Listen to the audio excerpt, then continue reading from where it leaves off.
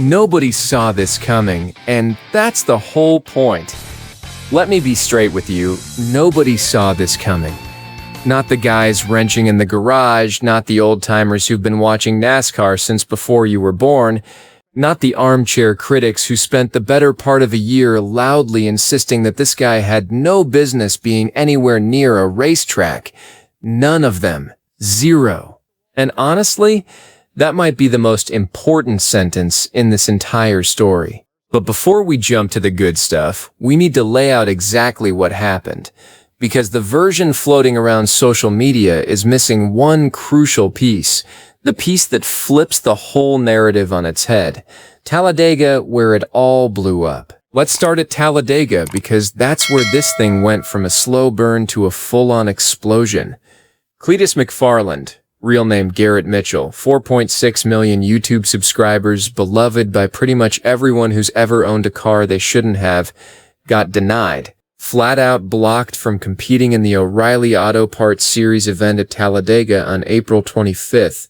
NASCAR reviewed his Rockingham weekend, crunched the numbers, watched the footage, and decided he hadn't shown enough improvement to be trusted on a superspeedway. John Prost made it official. Approved for ARCA, approved for Truck Series races, approved for O'Reilly short tracks, but not Talladega. Not yet. And right there, most people closed the tab. That was the headline. Driver gets blocked, door slams, story over. Everyone moves on to the next outrage of the week. Except, and this is the part you need to pay attention to, the story didn't end. It actually shifted into a higher gear. The response nobody expected. Within days of that decision coming down, CLEETUS didn't do what most people do when they get knocked back. He didn't go quiet. He didn't disappear for a week. He didn't drop a tearful "They Don't Believe in Me" video full of dramatic music and slow-motion clips. He did something that genuinely shocked the people watching closely. He announced one of the biggest business deals of his entire career. Now, when most people hear sponsorship deal in motorsports, their brain goes straight to logo on a fire suit, sticker on a C-pillar, maybe a couple of Instagram posts. That's what most deals look like. A check, a patch, done. This was not that. On April 7th, Polaris, yes, that Polaris, one of the biggest names in power sports on the planet, officially announced a multi-year partnership with CLEETUS McFarland and his entire motorsports operation. Not just the race car, the whole thing. Reed Wilson, president of Polaris Off-Road Vehicles, said they couldn't just sit on the sidelines anymore. His words were that they had to be part of it. That CLEETUS brings energy, passion, and a kind of authenticity that's rare and that perfectly captures what American motorsports is really about at its core. Stop right there and think about that for a second. A company the size of Polaris isn't saying they want to slap their logo on a bumper. They're saying the entire world CLEETUS has built, the Freedom Factory, the events, the content, the culture, the glorious, greasy, beautifully chaotic gearhead energy he's created from scratch, that world is worth attaching their brand to for multiple years. They looked at a YouTube channel and a backyard racetrack in Florida and said, yeah, we want in on that at a corporate level. That kind of deal is something most full-time professional racing operations never even sniff in their entire careers. And somehow, barely anyone is talking about how big that actually is. Rockingham, the weekend that started the debate. Let's rewind to Rockingham for a moment, because the way that weekend is being talked about, depending on which corner of the internet you're in, is making people absolutely furious on both sides. CLEETUS ran the ARCA East event first. He finished 4th. Let that sink in. A content creator, a guy whose primary job is making entertaining videos about cars, went out on an oval track against competitive, experienced machinery and finished 4th. That is not a fluke. That's not the racing gods smiling down on him. That is someone who put in the work and came out on the right side of it. Later that same day, he ran the O'Reilly debut, finished 32nd, 6 laps down after a messy, complicated afternoon. Was he loose at times? Yeah. Did he struggle? Absolutely. Did he wreck somebody? Did he take out a points contender? Did he come back to the trailer in pieces? No. He brought the car home. He finished the race. And remember, he'd finished fourth earlier that same day. And then NASCAR blocked him from Talladega. Here's where the debate gets genuinely uncomfortable. Because if you watch NASCAR on any given weekend, you'll see fully credentialed, fully approved professional drivers spinning out, missing pit road entrances, misjudging corners, wrecking each other out of playoff positions, and causing chaos on superspeedways for no good reason whatsoever. That's every week. Nobody gets blocked from the next race. CLEETUS has one difficult afternoon after finishing fourth in his first race of the day, and suddenly the progression meter resets. What the president of NASCAR actually said, here's where it gets really interesting. Steve O'Donnell, the actual president of NASCAR, decided this was worth addressing publicly. He went on a podcast and talked about it.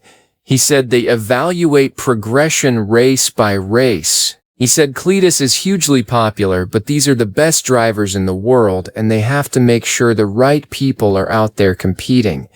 Standard stuff, expected stuff, but then he said something that you need to hear carefully. He said they love CLEETUS. He said their R&D team watches his videos. He said they love what he's done for the sport. Let that sit. The president of NASCAR, on a public podcast, said his research and development team actively watches this man's YouTube content. That is not a dismissal. That is not an organization that sees CLEETUS as a cute little sideshow act they're tolerating. That is NASCAR fully understanding what Cleetus McFarland means to the long-term health and growth of their sport, and trying very carefully to balance competitive standards without pushing away someone who is actively bringing new eyeballs to the product. That's a tightrope walk, and O'Donnell is clearly aware of it. And speaking of eyeballs, the numbers from Rockingham on the CW polled 1.165 million viewers, up 12% in ratings and 11% in total audience compared to the same event the year before. Same race, different year, 12% jump. You don't need a media degree to understand what that means.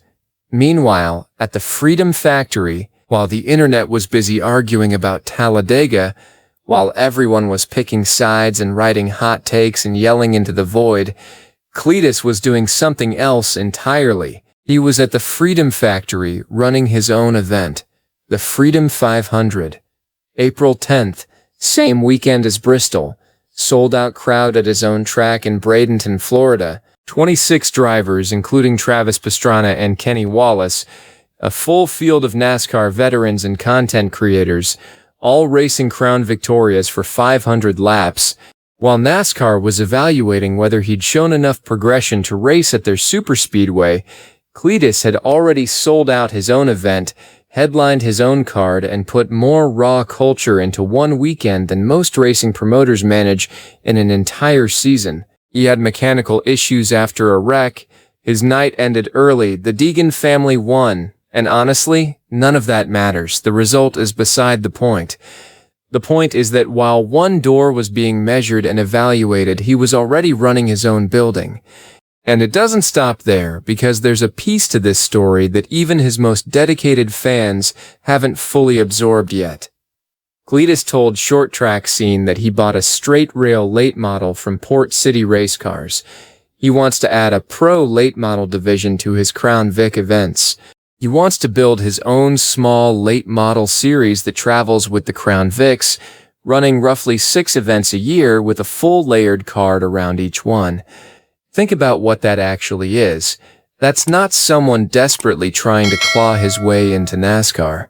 That's someone building his own racing infrastructure from the ground up.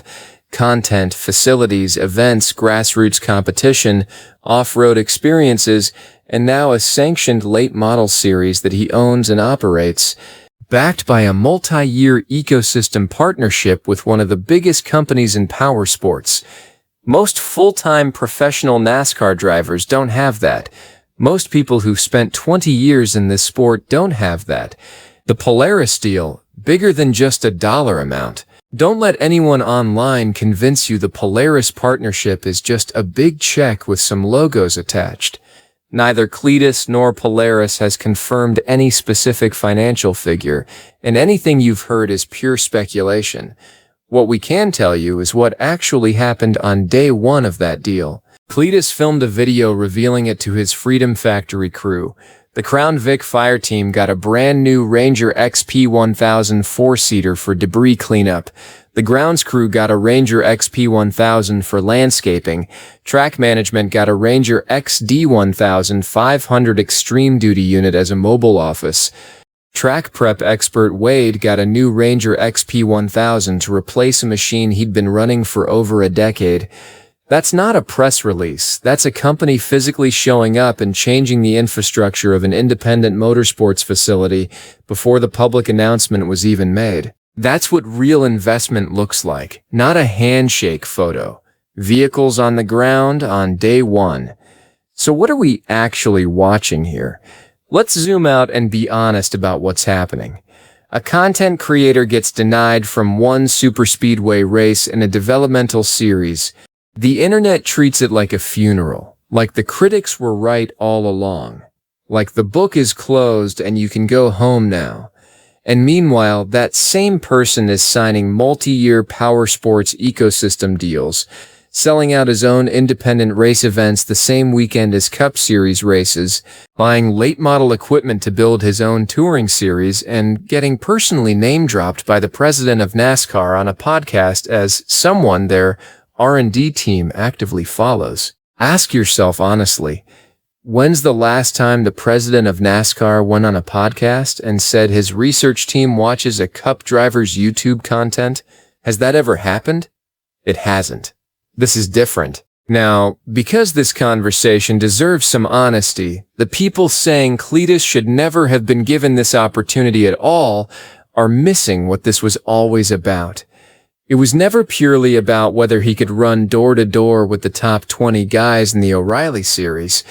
It was about whether someone who has demonstrably grown the audience for grassroots and developmental motorsports deserves a pathway into sanctioned competition, while simultaneously building his own parallel ecosystem on the side. The answer to that question isn't simple, and it shouldn't be. Because on one hand, the integrity of the competition genuinely matters.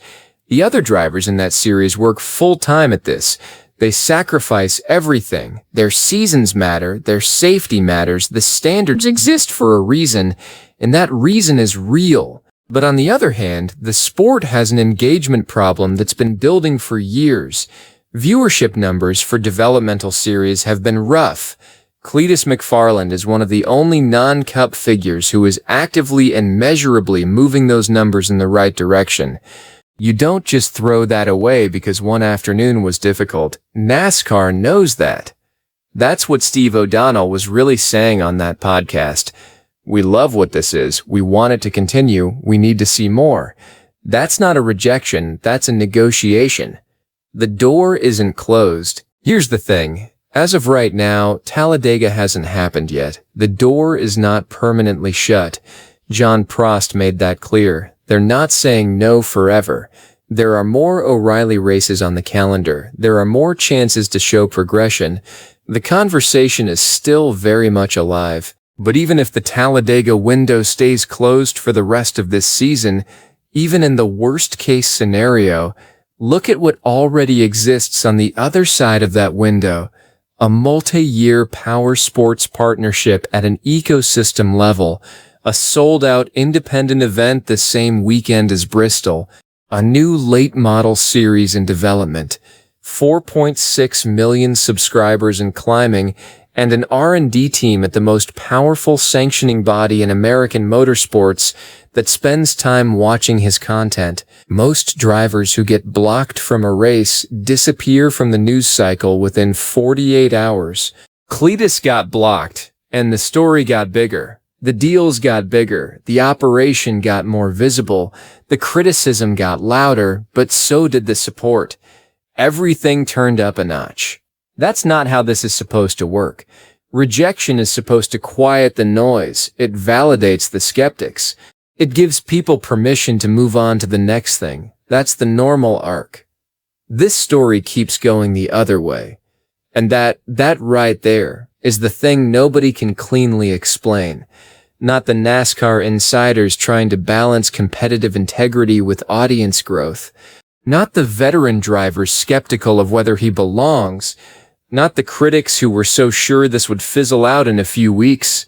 And honestly, not even CLEETUS himself can fully explain why this specific combination of authenticity, chaos, real infrastructure, and grassroots culture keeps compounding instead of cooling down. What you're watching isn't a YouTuber trying to break into NASCAR. What you're watching is something that doesn't have a clean category yet, and that might be exactly why you can't look away. Thank you guys, everything. See you in the next video.